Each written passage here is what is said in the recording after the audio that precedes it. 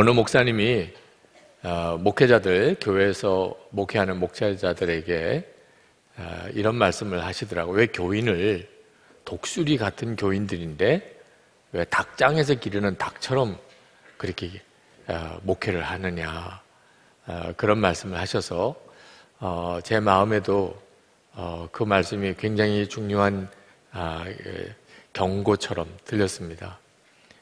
여러분이 독수리 같으신데 닭장에 모아둔 것 같아서 죄송합니다. 사실 우리의 믿음의 한계죠. 믿음의 한계예요. 내가 독수리인지 닭인지에 대해서 우리 스스로도 혼란스럽습니다. 여러분은 독수리 같아요? 닭 같아요? 전에 한번 그 질문을 여러분에게 드렸던 적이 있습니다. 우리 제자훈련 하면서도 도전한 내용이고요. 정태기 목사님 목회자들에게 강의하실 때 이 산에 올라가서 독수리 알을 가져온 농부 이야기를 했습니다. 그 독수리 알을 가져다가 그 집에 있는 닭장에서 부화를 시켰습니다. 이 독수리가 자기가 닭인 줄 아는 거예요. 닭장에서 부화를 했으니까. 이 새 종류는 자기가 알에서 부화하는 순간에 이렇게 본 것이 어미인 줄로 생각하는 거예요. 그러니까 닭이 자기 어미인 줄로 생각하고 그 덩치가 큰 독수리가 꼭 닭처럼 그렇게 거기 닭장에 갇혀 있는 거죠. 그 이야기를 하시면서 목회자들에게 여러분은 여러분 자신을 독수리라고 생각하십니까? 닭이라고 생각하십니까? 그렇게 물으세요. 제가 전도사 시절이었기 때문에 저는 너무 당연히 병아리죠, 이렇게 생각이 들었어요. 말은 안 해도. 아니, 전도사가 자기를 어떻게 독수리라고 생각하겠어요? 나야 뿅아리지, 그렇게 생각을 했습니다. 그랬더니 하시는 이야기가 여러분 중에 자기를 닭이라고 생각하는 목사님들이 계실 겁니다. 꼭 저보고 하는 이야기 같았어요. 그러면서 하시는 이야기가 여러분은 독수리입니다. 잘 안 믿어지셨어요. 이게 믿음은 믿어져야 되는 거죠. 내가 독수리처럼 생각하자, 그 믿음 아니거든요. 내가 독수리라고 확신이 와야 독수리죠. 나는 닭이라고 믿어지는데 생각만 자꾸 독수리라고 한다고 그게 독수리가 되는 거 아니거든요. 근데 그날 생각을 확 바꾸어 주셨어요, 하나님이. 내가 독수리구나 하는 거예요. 오늘 이 시간에도 여러분이 내가 독수리인가? 아유, 닭이지, 이렇게 생각하시는 분들 있으실 거예요. 여러분이 독수리인지 닭인지 아주 명확합니다. 헷갈릴 것도 하나도 없어요. 여러분, 하나님은 독수리일까요? 닭일까요? 정말 이 문제에서 헷갈리기 시작하면 대책이 없는 분이에요. 하나님이 독수리인지 닭인지에 대해서 야, 정말 그거 궁금하네, 이런 분은 하나님 믿는 분 아니죠. 네, 하나님은 진짜 독수리 중에 독수리죠. 근데 우리가 어떤 존재예요? 하나님의 자녀. 하나님은 내 아버지. 하나님이 독수리인데 나는 닭. 이런 부녀 관계가 있을 수 있습니까? 아니, 아버지는 독수리인데 그 자녀는 닭이 말이 됩니까? 그러니까 내가 하나님의 자녀라는 게 분명하면 나 하나님의 자녀야. 예수 그리스도 안에서 난 하나님의 자녀가 되었어. 아멘입니까? 조금도 흔들림이 없습니까? 그러면 당연히 독수리죠. 아, 내가 독수리구나. 이 생각이 하나 바뀌는 일이 믿음의 엄청난 역사입니다. 믿음은요, 절대로 그냥 적당하게 믿고 넘기는 문제가 아니에요. 믿음은 인생을 바꿉니다. 내가 독수리인 줄 생각하고 또 닭인 줄로 생각하는 차이는 인생을 완전히 다르게 만듭니다. 저는 어린 아이들을 이렇게 볼 때 유난히 이렇게 수줍음이 많은 아이들도 보면 어릴 때부터 이렇게 표시가 나요. 리더십이 있는 아이, 적극적인 아이, 표현이 강한 아이, 똑똑한 아이, 이런 아이들은 벌써 어려서 이렇게 딱 표시가 납니다. 야, 얘는 앞으로 뭔가 큰 일을 할 만하겠다. 근데 전혀 그런 게 안 보이는 아이들이 있어요. 그냥 수줍고 눈도 잘 안 맞추려고 그러고 말 한마디도 그냥 똑똑하게 못하고 또 조금만 힘들면 울기나 잘하고 뭐가 되려는지 이 아이가 그런 심히 걱정스러운 아이들이 있지요. 그런 아이들을 이렇게 볼 때마다 제 마음이 아주 특별해요. 그런 아이들이 더 관심이 가요. 왜냐하면 제가 어릴 때 그랬거든. 제가 어릴 때 그랬으니까 그런 아이들이 더 관심이 가요. 그랬던 그 어린 아이가 지금 이렇게 됐어요. 그러니까 특별히 관심이 가는 거예요. 꼭 어릴 때 막 똑똑해 보이고 말 똑똑히 잘하고 자기 의사표현 분명하고 이런 아이만 하나님이 쓰시는 게 아니더라고요. 어릴 때는 누구도 참 가치를 인정해 주지 않았고 그 정말 병아리 중에 병아리 이렇게밖에 안 보이던 그 아이도 주를 만나면 그러면 이렇게도 쓰임을 받더라고요. 제가 어릴 때 누군가가 저에게 예수 그리스도 안에서 너는 독수리다. 그 점을 분명하게 저에게 가르쳐주는 분이 있었다면 너는 절대로 병아리가 아니야. 그런 걸 가르쳐주는 분이 있었다면 지금 제가 얼마나 정말 독수리 같은 그런 주의 종의 삶을 살 수 있었을까? 그 점이 좀 아쉬워요. 그걸 명확하게 가르쳐주고 제 방향을 잡아준 분은 없었어요. 한 분 딱 생각하면 외할머니. 할머니는 손주에게 깜빡 죽으시는 것 같아요. 저희 외할머니만큼은 이상할 정도로 저를 굉장히 특별하게 보셨어요. 저 같은 애가 없대요, 세상에. 하여튼 너같이 똑똑하고 착하고 말 잘 듣고 이런 애가 없다고 자꾸 그러시더라고. 근데 이게 뭐 할머니가 이야기해 주셔서 되는 문제가 아니고 학교에서 그렇게 평가를 받아야 되잖아요. 그래도 그 외할머니의 그 저를 향한 믿음, 격려가 그나마도 저를 이렇게 아주 무너지지 않게 해준 거죠.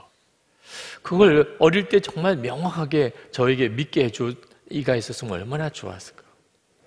제가 지금보다도 더 큰 교회 담임 목사가 되고 싶어서 그런 말씀 드리는 게 아닙니다. 정말 주님이 신실하게 쓰실 수 있는 종이 되는 것. 그렇게 하나님 앞에 쓰임 받다가 주님 앞에 가야 하는데 여전히 지금도 저는 그 점에 대해서 부족함이 많아요. 왜냐하면 그 믿음의 눈이 열리는 것이 너무 늦었기 때문에. 그래서 저희 교회도 젊은이들이 많은데 젊은이들에게 관심이 가는 이유가 더 늦기 전에 믿음의 눈이 뜨이기를 원하는 것입니다. 여러분, 만약에 여러분 안에 자꾸 자기 자신에 대해서 비참한 이야기가 나오는 사람, 하나님이 나를 복 주신 건 아닌가 봐. 나는 뭐 이것도 못하고 저것도 안 되고 내가 뭐 할 수 있는 존재겠어. 이런 말이 자꾸 나오는 사람은 그걸 굉장히 조심스럽게 생각해야 돼요. 왜냐하면 믿음에서 나오는 것이니까. 실상이 그런 게 아니고 믿음이 그런 믿음이니까 나오는 거예요. 내가 달기지. 그런 믿음 가지고 있으니까 말이 그렇게 나오는 겁니다. 이사야 선지자가 그 점이 너무너무 안타까웠어요. 이스라엘 백성들이 하는 말이 완전히 믿음 없는 말만 하는 겁니다. 그래서 27절에 야곱아 어찌하여 내가 말하며 이스라엘아 내가 이르기를 내 길은 여호와께 숨겨졌으며 내 송사는 내 하나님에게서 벗어난다 하느냐. 너 어째 그런 말 하느냐. 그러니 여러분 앞으로 혼자 있을 때든지 집에서 부부 사이에 아이들하고 이야기하든지 교회에서 뭘 의논하든지 이왕 말을 할 거 믿음의 말을 해야 되겠다. 하나님이 다 들으신단 말이에요. 내가 믿음 없는 말 하나님이 그렇게 사랑하셨고 은혜 주셨고 구원해 주셨는데 하나님 내게 복 주신 건 없다. 다 하나님이 들으신단 말입니다. 그러니 그 사람이 무슨 하나님의 역사를 더 감당할 수 있겠어요? 믿음 없는 말만 계속 하고 있으니.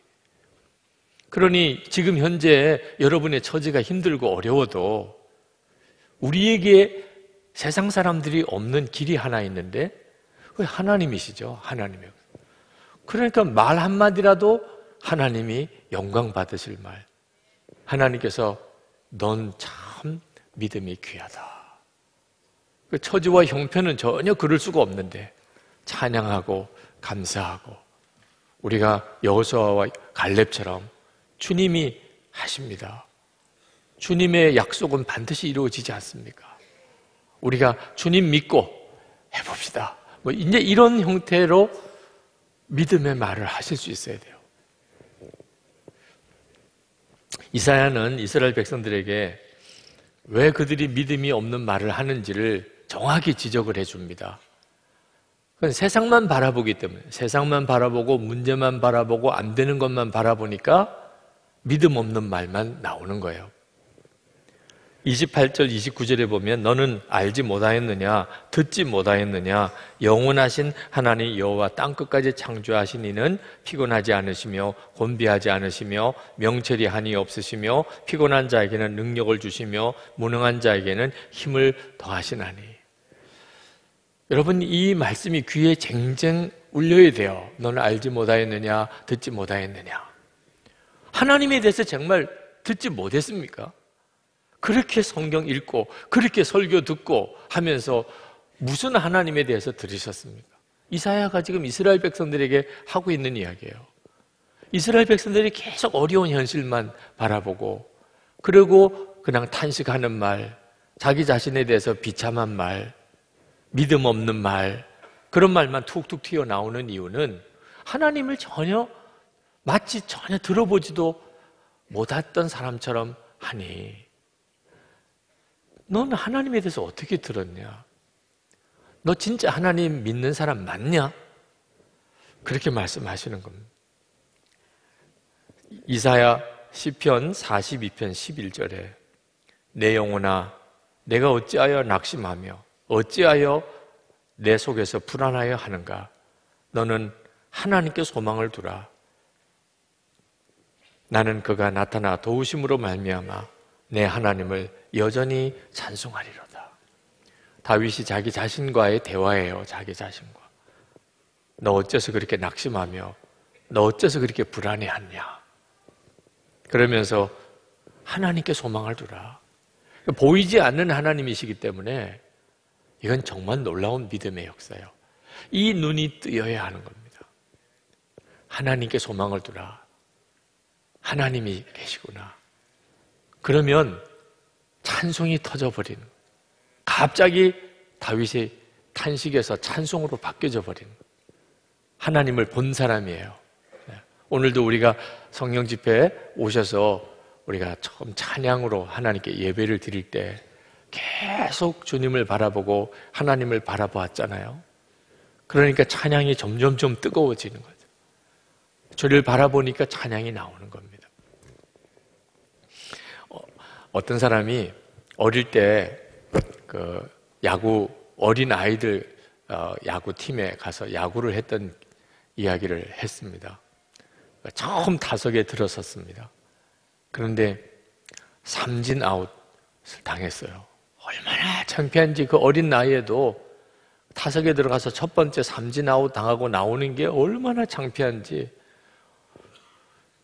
근데 가만히 이제 경기를 딴 선수들이 하는 걸 보니까 꼭 안타를 쳐야만 1루로 가는 게 아니더래요. 포볼이 있는 거예요. 이야, 저렇게 1루로 나가는 경우도 있구나. 데드볼을 맞고 나가는 경우도 있더라. 그래서 괜히 헛스윙 해가지고 창피당하느니 투수들을 가만히 보니까 꼭 스트라이크만 넣는 게 아니더래. 그래서 그냥 기다리면 포볼이 될 확률이 많더래요. 그래서 그때부터 이제 마음이 결심하기를 절대로 방망이는 안 휘두른다. 그냥 가만히 기다리면 투수가 알아서 포볼을 줘서 1루로 보내는 경우가 상당히 많은 것을 알게 됐답니다. 물론 이제 그 뒤에 삼진아웃을 당하는 경우도 꽤 있었지만,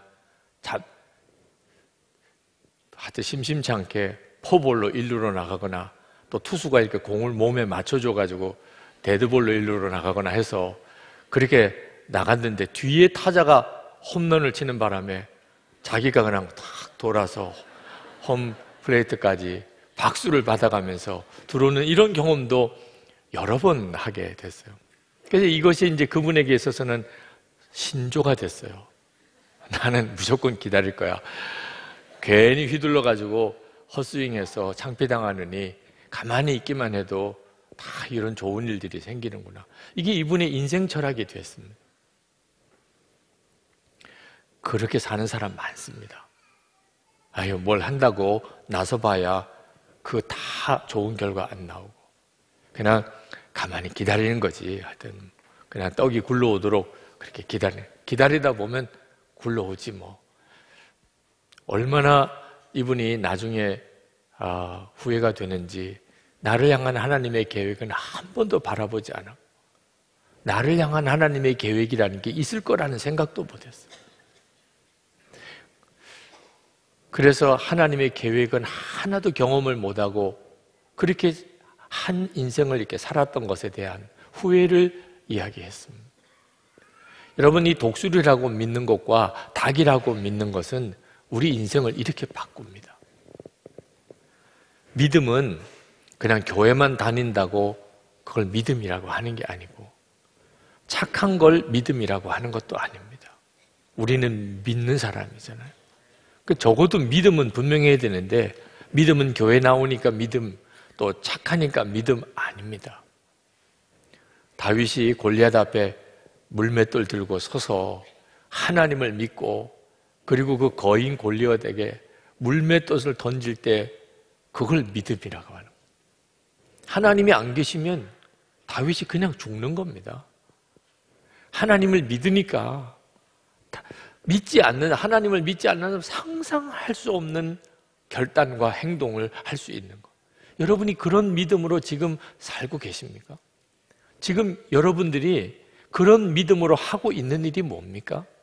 계산해서 살고, 따져보고 살고, 다른 사람들이 다 그렇게 하니까 살고, 그거 말고 말이에요. 하나님을 정말 믿으니까, 정말 그걸 위해서 기도하며 나가는, 그게 뭐죠? 사람이 독수리 같은 사람과 닭 같은 사람의 차이가 거기서 갈라지는 거예요. 야, 저 사람은 도대체 어떤 사람이길래 저렇게 나갈까? 독수리 같은 믿음을 가지고 있으니까 그렇게 가는 거예요. 그건 전적으로 바라보는 대상이 하나님이시기 때문입니다. 이사야 40장 오늘 본문의 31절에 가면, 오직 여호와를 앙망하는 자는 새 힘을 얻으리니 독수리가 날개치며 올라간 같을 것이요, 다른 박질하여도 곤비하지 아니하겠고 걸어가도 피곤하지 아니하리로다. 제가 한번 인도네시아 자카르타 공항에 갔다가 그 공항에 큰 사진 하나가, 여자 육상 선수 사진 하나가 크게 걸려 있는데 굉장히 인상적이었습니다. 캐트린 그린이라고 하는 여자 육상 선수입니다. 그 사진을 여러분에게도 잠깐 보여드릴게요. 지금 이 여자 선수인데, 여러분 저 여자 선수의 왼쪽 발을 보시면 의족입니다. 육상 선수인데 왼쪽 다리 절단하고, 그리고 거기에 의족을 끼고 저렇게 육상 선수로서 활동을 해요.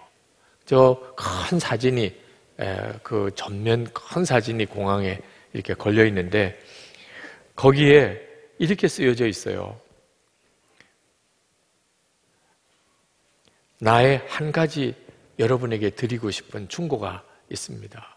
그것은 여러분이 잃어버린 것, 거기에 주목하지 말고 여러분이 가지고 있는 것에 초점을 두고 사십시오. 지금 저 육상 선수는 자기가 잃어버린 것에 초점을 두지 않았어요. 그러면 저렇게 못하죠. 나에겐 여전히 오른쪽 다리가 있어. 그러니까 한쪽 다리 절단하고도 육상 선수로 뛰고 있는 거예요. 대부분의 사람은요, 반대로 살아요. 잃어버린 것에다가 초점을 두고 살아요. 나는 이것도 못해. 나는 저것도 없어. 나는 실패했어. 나는 이제 기회도 별로 없어. 하여튼 맨 없는 것에다가 초점을 두고 삽니다. 그러니 닭과 같은 형편의 인생을 사는 거예요. 여호와를 앙망하라. 도대체 나는 뭐가 있다고 말씀하시는 겁니까? 목사님 도대체 나를 아세요? 내가 도대체 뭐가 있다고? 잃어버린 것에 초점 두지 말고 있는 것에다 초점을 두시라니 뭐가 있다고 말씀하시는 겁니까? 여러분 중에 그렇게 말씀하실 분이 혹 있으시더라도 저는 담대하게 말씀드릴 수 있어요. 하나님이시잖아요. 하나님이 사랑하지 않는 분이 오늘 이 자리에 누가 있겠어요? 하나님이 사랑하지 않는데 오늘 이 자리에 올 이가 누가 있겠어요? 오직 여호와를 앙망하라. 우리의 문제는 하나님을 안 믿는 게 아닙니다. 우린 다 하나님 믿는 사람이에요. 그런데 오직 하나님을 앙망하느냐에는 문제가 있어요. 하나님을 믿기는 하는데 내가 바라보기는 돈, 내가 바라보기는 사람, 내가 바라보기는 우리 가정과 가문, 내가 가지고 있는 능력, 내 주변 환경, 하나님을 믿기는 하지요. 그런데 실제로 내가 정말 바라보는 것은 돈이고 사람이고 환경이고 능력이고 그러면 절대로 독수리 같은 믿음으로 살지 못합니다. 오직 하나님을 앙망하라. 우리가 24시간 예수님을 바라보자. 주님과 친밀히 동행하자.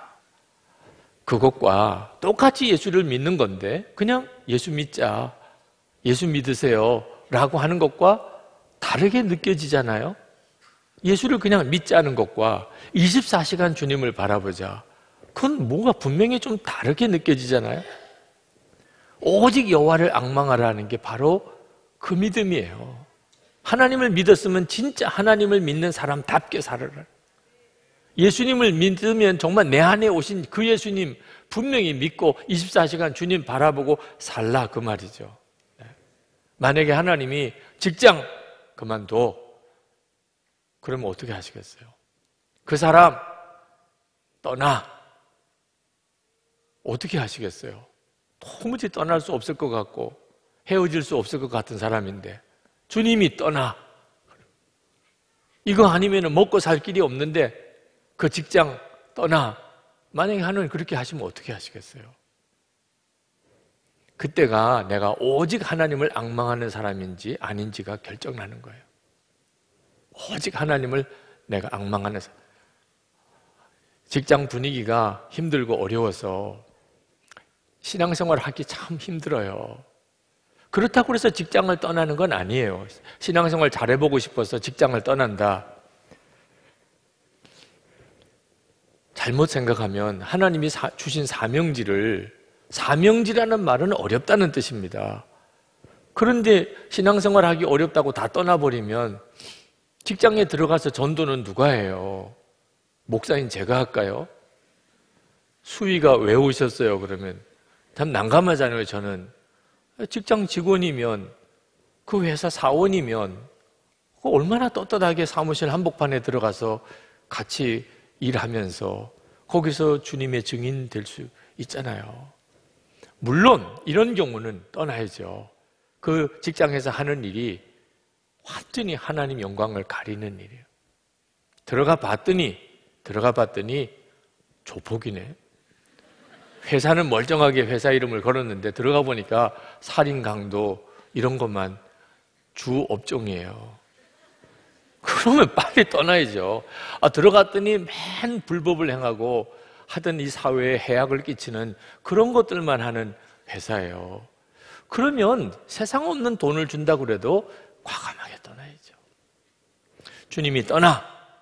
그러면 떠날 수 있을까요? 하나님만 앙망한 사람은 할 수 있죠. 예수님 한 분이면 충분한 사람은 얼마든지 할 수 있죠. 그런데 실제로는 사람 바라보고 살았고 돈 바라보고 살았고 그런 사람은 하나님의 뜻이 뭔지 알아도 못하는 거예요. 나쁜 것 같지 않은데도 하나님이 너 그거 다 버려, 그렇게 하시기도 하더라고요. 오른쪽 다리 하나님께 바치겠다고 했던 그 날도, 여러분 두 다리 건강하게 가지고 사는 게 얼마나 좋아요. 그런데 하나님, 제 오른쪽 다리 바치겠습니다, 이런 고백을 받아내시더라고요. 대학원 석사학위 하나님께 바치겠습니다, 이런 고백을 하게 하시더라고요. 어떤 목회적인 성공, 그거 다 하나님께 내어드리고 돌짝밭길 가겠습니다, 이런 고백을 하게 하시더라고요. 안락하고 대접받는 것보다 고난의 길, 그게 축복입니다, 그렇게 고백하게 하시더라고요. 오직 하나님을 앙망하는지를 주님이 이렇게 다루시더라고요. 너는 정말 오직 나만 앙망하느냐. 여러분, 그 점에 대해서 언제나 여러분 스스로가 준비되어져 있어야 돼요. 아무도 고통을 받는 것을 좋아하는 사람 없죠. 그런데 실제로 고통을 겪어보고 나면 누구나 다 후회하지 않습니다. 고통이 결국은 나를 이렇게 만든 거예요. 믿음을 이렇게 만들었고, 나를 이렇게 죄에서 떠나게 했고, 내가 이렇게 주를 위해 헌신하게 했고, 그죠? 고통이 주는 유익이 엄청 큽니다. 오직 하나님을 앙망하는 자에게는 더 이상 고통이 아니게 됩니다. 믿음으로 사는 남자들 모임을 이제 3월 20일에 이제 올해 첫 시작을 합니다. 여기 계신 남자 성도님들, 우리는 의리로 뭉친 사람들 아닙니까? 3월 20일 그 믿음으로 사는 남자들 모임에 꼭 새벽에 오시기를 바랍니다. 이 처음에 믿음으로 사는 남자들 모임을 시작하게 된 몇 가지 그 연속된 일이 있었어요. 제가 전에 담임하던 안산의 교회에서 남선교회가 있었습니다. 그 남선교회에서 해마다 헌신 예배를 드렸어요. 저녁 예배 한 번을 남선교회 헌신 예배라고 드렸습니다. 제가 부임해서 첫 해에 헌신 예배 계획을 가지고 남선교회 총연합 회장님이, 장로님이 오셨어요. 그래서 예배 순서라든지 뭐 그걸 다 함께 보고도 하셨는데, 제 마음에 이건 뭐 헌신 예배라고 이름을 붙이기에는 너무 초라해요. 그저 사회 보시고, 그리고 기도하고, 특송 준비하고, 헌금은 또 다 전교인 헌금 거둬가지고 당신들이 쓰신다는. 그럼 도대체 뭐 헌신한 겁니까? 헌신을 한다는 거는 나를 다 바친다는 뜻인데, 남성교회 회원들이 뭐 바친 게 있습니까? 그리고 이름은 왜 헌신 예배입니까? 그랬더니 말씀을 못 하시고 가만히 계세요. 그래서 어떻게 하면 되겠냐고 그러시더라고. 그래서 제가 다 바치라, 헌신했다는 것은 다 바쳤다는 뜻인데 다 바치라고는 안 하겠습니다. 그 대신에 내가 이제부터는 하나님 말씀대로만 사업하고 하나님 뜻대로만 직장생활 하겠습니다. 그리고 사인을 좀 다 받아오시면, 그 정도의 마음만 표시를 해도 참 의미가 있겠다. 그래서 제가 생각하기에는 최소한의 그래도 헌신하겠다는 어떤 표현을 결단하는 시간을 가지시라고 말씀을 드렸어요. 그리고 알겠다고 장로님이 가시고 그 다음 주에 오셔서 헌신 예배 안 하기로 결정을 했다는 겁니다. 그 이후로 헌신 예배를 안 해요. 이 교회에 와서도 제가 헌신 예배를 안 합니다. 왜 그러시냐 그랬더니 아무도 사인을 안 하겠다는 거예요. 이제부터 하나님의 말씀대로만 장사하고 하나님 말씀대로만 직장생활하고 겁이 나서 못 하겠다는 거예요. 그 사인까지 했는데 그렇게 못 살아도 문제고, 그래서 한 사람 두 사람 다 못 하겠다고 하는 바람에 안 하기로 해서 그냥 안 한 적이 있어요. 그 남성교회 회장님이신 장로님이 얼마나 고통스러워 하시는지, 아니 헌신 예배를 당신 때에 그냥 맥이 끊겨버린 겁니다. 그게 얼마나 부끄러운지. 그 장로님이 주유소를 경영하시는 분이에요. 근데 장로님이 저하고 이야기를 하셨어요. 목사님, 다들 사인을 안 하셔서 헌신예배는 못하지만 한번 제가 해보겠습니다. 하나님 말씀대로만 사업을 한번 해보겠습니다. 근데 제일 마음에 걸리는 게 가짜 영수증이에요. 그 주유소에서 이제 차량 기름을 넣어주는데 그 영수증을 이제 떼갑니다. 근데 항상 요구하는 게 백지 영수증을 달라. 요즘에는 그런 일이 통용이 안 되지만 그때 당시는 이제 종이 영수증을 받아다가 회사에다가 넣는데 백지를 달라는 거예요. 그 주유소 도장만 찍혀져 있는. 그리고 거기다가 이제 운전기사가 자기가 그냥 쓰는 겁니다. 얼마 기름 넣었다고. 그 고객 관리를 해야 되니까 백지 영수증을 계속 발행을 했다는 거예요. 또는 뭐 얼마짜리를 써달라고 그러면 기름 넣은 것보다 더 비싸게 이렇게 써주고. 이걸 할 수가 없는 거예요. 하나님 뜻대로 해야 되니까 거짓말 할 수가 없잖아요. 그래서 운전기사들한테 못한다고 그랬어요. 저는 있는 그대로 기름 넣어준 그대로 영수증 발행합니다. 얼마나 화를 내는지 여기만 주유소냐고 여기서 100m만 더 가도 또 주유소가 있는데 그래서 다 고객이 떠났어요. 얼마나 힘든지. 이거 완전히 망하게 생긴 겁니다. 거래처가 있던 단골 기사들 다 떠났어요. 저도 그 이야기 듣고 괜히 말했나 이런 생각이 들더라고요. 아니, 한 장로님 사업을 완전히 망쳐버리게 생겼어요. 근데 몇 주 지나서 장로님이 하시는 이야기가 목사님, 감사하게도 이상하게 지나가던 차가 자꾸 들어옵니다. 이 단골 기사는 떠났는데 지나가던 차들이 들러서 기름 넣고 가고 기름 넣고 가는 게 뚜렷하게 많아졌다고. 그래서 크게 어려움을 겪지 않으면서 겨우 유지하는. 같이 기도합시다. 정말 하나님의 역사 아니면 어떻게 할 수 있겠습니까? 근데 1년쯤 지나고 엄청난 반전이 일어났어요.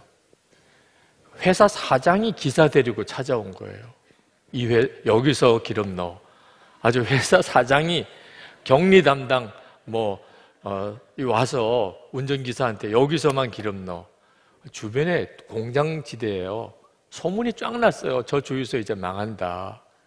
아니, 세상에 무슨 배짱으로 저렇게 하냐고 막 기사들 사이에 막 소문이 났는데 기사들은 안 오죠.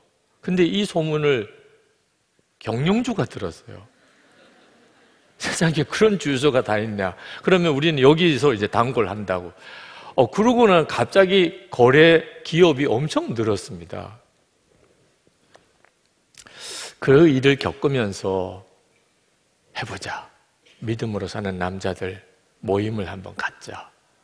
그래서 이제 남자들의 믿음으로 사는 남자들 모임을 갖게 된 거예요. 하나님을 바라보게 되니까 생각과 마음이 확 달라지더라고요. 전에는 전혀 엄두도 못했던 일을 하게 되더라고요. 그래서 시작한 게 믿음으로 사는 남자들 모임의 시작이에요.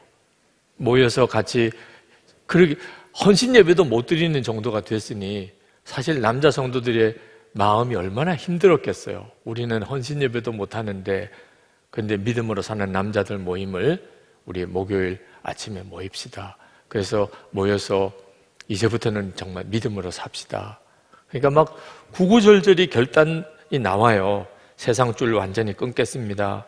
직장에서 불의한 방법 계약하지 않겠습니다. 술자리를 피하겠습니다. 먹고 사는 걱정 안 하겠습니다. 집에서 화내고 짜증내지 않겠습니다. 매일 자녀들 위해 축복기도 해주겠습니다. 정직하고 죄짓지 않겠습니다.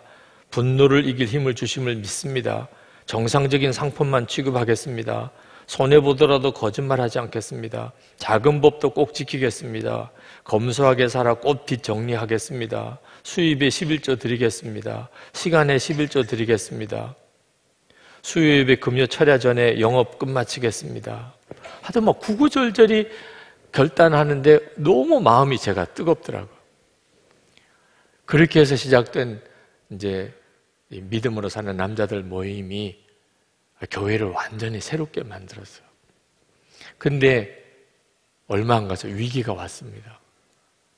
남자 성도들의 모임이 점점 이렇게 열기가 식어져요. 그래서 왜 그런가 하고 이렇게 들어보니까 너무 괴로워서 못 나온다는 거예요. 한 주 살았는데 믿음으로 살기는 뭘 믿음으로 살아. 맨 넘어지고 또 깨지고 또 옛날로 돌아가고, 그러니까 믿음으로 살았다는 무슨 고백을 할 게 없는 거예요. 그래서 나가서 고백도 못하고 뭐 믿음으로 살았던 증거도 없고, 아유 부담스럽게 나가지 말자. 그러니까 밑사람 모임에 점점점 사람이 이렇게 줄고 열기도 식고, 야 큰일 났다고 싶은 생각이 들더라고요. 그래서 하나님은 어떻게 합니까? 그랬더니 하나님께서 제 마음에 이름은 안 바꿔도 좋으니까 회개하며 사는 남자들의 모임을 만들라. 그래서 제가 다시 광고했어요. 우리 믿음으로 살기 전에 먼저 회개하며 사는 남자들 됩시다. 잘못 살았으면 잘못 살았다고 어디서 그 고백하시겠어요? 아니 내가 잘못 살았다, 부부싸움 했다, 직장에서 뭘 죄지었다, 세상 방법으로 살았다, 하나님 앞에 회개해야 주님이 씻겨주시고 다시 시작하게 해주시는 거 아닙니까? 남자들이 얼마나 세상에서 힘들고 정말 무너진 삶을 사는지, 그래서 그 다음부터 이제 회개하며 사는 남자들의 모임이 됐어요. 부흥이 엄청나게 일어났어요. 너도 나도 모여서 회개하고 서로 붙잡아주고 기도하고 하나님을 이렇게 바라보는 초점을 두고 이렇게 살아보면 비로소 알게 됩니다. 어떻게 살아야 되는지, 어떻게 가야 되는지. 그리고 비로소 그때부터 내 삶이 독수리가 날아가는 것 같은 삶을 살게 돼요. 이 일을 우리 남자 성도들과 함께 해보니까 이걸 빨리 훈련해야 되겠다. 이미 가정도 있고 직장도 다니고 그때부터 이걸 바꾸려니까 너무 어렵구나. 하기는 해야 되지만, 그래서 눈 뜬 것이 청년이었어요. 그래서 젊은이 교회를 만든 겁니다. 청년 때부터 믿음으로 사는 훈련을 시켜야 되겠다. 지금도 저희 교회에서 예수 동행 운동을, 지금 영성일기 쓰는 거 전부 예수 동행 운동입니다. 이 예수 동행 운동을 청년들이 지금 시작하기 시작했어요. 그래서 지난 2월에 첫 번째 모임을 가지고 이번 3월 20일 저녁에 본당에서 모이기로 했습니다. 지난번 6층에서 모였는데 얼마나 많이 모였는지 6층에서는 더 모일 수가 없어요. 6층에서 못 모이면 이제 여기서 모여야 되는데 6층하고 여기는 또 수용 인원 차이가 엄청나요. 그래도 3월 20일 저녁에 본당에서 모이자. 우리 청년이 아니신 우리 성도님들도 한동안 같이 나도 당신들과 함께 합니다. 그죠? 그걸 위투라고 그러나요? 하여튼 나도 당신들과 함께, 나도 청년 당신들과 함께 합니다. 우리 정말 예수 동행 운동 합시다. 3월 20일 본당에서 모이는 이 예수 동행 운동 집회 워십 위드 지저스에 같이 오셔서 함께 기도해 주시면 좋겠어요. 여러분, 새들이요 다 날갯짓을 하면서 그렇게 납니다. 근데 독수리는요 달라요. 여러분도 영상에서 이렇게 보셨겠지만 독수리는 그냥 날개를 펴요. 그리고 바람을 탑니다. 새들은 열심히 날갯짓을 해서 날지만 독수리는 날개를 쫙 펴고 바람이 오는 것을 맞춰가지고 그 바람 따라서 자기가 갈 곳도 가고 해요. 그 폭풍이 몰려와도 독수리는 걱정을 안 해요. 훨씬 더 높이 올라가고 훨씬 더 강하게 움직일 수 있으니까. 독수리 같이 신앙생활 하는 사람의 특징이 뭐냐? 성령의 바람을 타고 사는 거예요. 성령. 열심히 노력해서 사는 것도 나쁜 건 아니죠. 그런데 그건 독수리 같은 사람이 아닙니다. 도대체 독수리처럼 사는 게 뭘까? 성경이 말하는 독수리가 높이 솟아오르는 것처럼 그렇게 되는 신앙생활은 어떤 신앙생활인가? 성령의 역사하심을 타는 삶입니다. 기본적으로 성실하게도 살아야 되고 열심히도 살아야 되지만 근본적으로는 성령의 역사를 따라 사는 거예요. 가정생활도, 직장생활도, 교회생활도 성령의 역사를 따라 사는 거예요. 저는 지금 성령의 역사하심에 의지해서 여기 서 있어요. 말씀을 지금 이렇게 전하는 것도 성령의 역사하심을 의지하여 말씀을 전하는 거예요. 우리 목사님들이 나중에 안수기도 할 때도 여러분 강단에 올려서서 기도하는 것도 다 성령의 역사하심을 따라 기도도 하는 거예요. 이게 바로 독수리 같이 사는 거예요. 여러분, 이 삶이 훈련되어야 돼요. 독수리처럼 살게끔 하나님이 우리를 만드셨어요. 하나님이 독수리 중에 독수리시니까. 우리가 하나님의 자녀고 당연히 우리의 삶의 방법은 독수리같이 날개치며 올라가는 거죠. 여러분, 여러분의 마음속에 오늘 주의 만지심과 다스리심이 있기를 원합니다. 지난 제자훈련 목회자 세미나 월화수 있었습니다. 어느 목사님이 후기에 이렇게 쓰셨더라고요. 12주 예수님의 사람 제자훈련이라고 해서 그것 가지고 무슨 사람이 변하겠냐, 그런 생각을 솔직히 했었다. 12주 동안 사람 변하겠어요? 그런데 3일 세미나 하고 난 다음에 자기가 확 바뀐 거 보고 세상에 이런 일이 있구나. 그래서 이 예수님의 사람 제자훈련 하면 우리 교인들이 제자로 설 수 있겠구나. 3일의 경험이 자기를 이렇게 바꾸니 그랬다고 그렇게 쓰셨어요. 그 목회자들의 그 세미나 후기를 가만히 읽으면서 굉장한 마음의 감동이 됐어요. 그게 달구로 살다가 독수리처럼 살게 되는 눈이 뜨이는 거예요. 어느 목사님이 이런 고백을 했습니다. 목회도 가정도 너무나 힘든 때에 십자가 복음을 다시 들었습니다. 세미나 내내 목사님께서 간절히 전하시는 십자가 복음이 낯설고도 새롭게 다가왔습니다. 나를 십자가에 못 박고 예수님과 함께 죽지 않은 채 죄 사해 주시는 은혜만 붙잡고 살았고 또 목회도 했었음을 깨달았습니다. 그동안에 예수님이 나와 함께 계시고 내가 죽고 예수로 사는 건데 그냥 죄만 사해 주시는 은혜만 붙잡고 살았으니 내가 이렇게 모든 것이 다 열매도 없고 비참했구나. 교회 개척하신 목사님, 그 목사님이 이렇게 썼어요. 제 문제는 제 신앙의 기초가 잘못되었었다는 것이었습니다. 복음이 분명하지 않은데 나는 교회 성장에만 골몰하였습니다. 어떻게 하면 우리 교회가 성장할 건가, 이 생각뿐이었던 것이 불신앙이었습니다. 목회보다 더 중요한 것은 주 예수님임을 잊었습니다. 제가 목회자라는 옷을 벗고 보니 너무나 초라한 저 자신을 보았습니다. 그런데도 목회만 열심히 하고 교회만 성장시키려고 했으니 모래 위에 집을 지은 것이었습니다. 여러분, 노력하고 살아야 하지만 근본은요, 나와 함께 계시는 주 예수님, 그분에게 초점을 맞추어야 합니다. 열심히 목회한다고 나중에 다 견고한 집이 세워지는 게 아니더라고요. 어느 선교사님이 고백을 했어요. 주님의 부름을 받아 종이 되었지만 넘어지고 무너지고 지치고 실패했을 때 솔직히 어떻게 해야 회복되는지 알지 못하여 방황했습니다.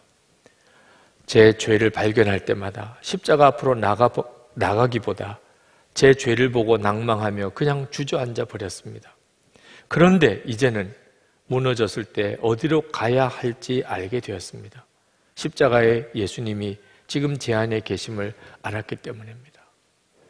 오늘 이 밤에도 여러분이 어디로 가야 되는지 아시죠? 실패했고 낭망되고 무너졌을 때 지금 나와 함께 계시는 주 예수님, 나는 죽고 예수로 사는 그 십자가 복음입니다. 어느 사모님이 고백하셨어요. 저는 그동안 복음을 안다고 생각했습니다. 그러나 여러 가지 시험을 만나거든 온전히 기쁘게 여기라는 말씀은 도저히 이해가 되지 않았습니다.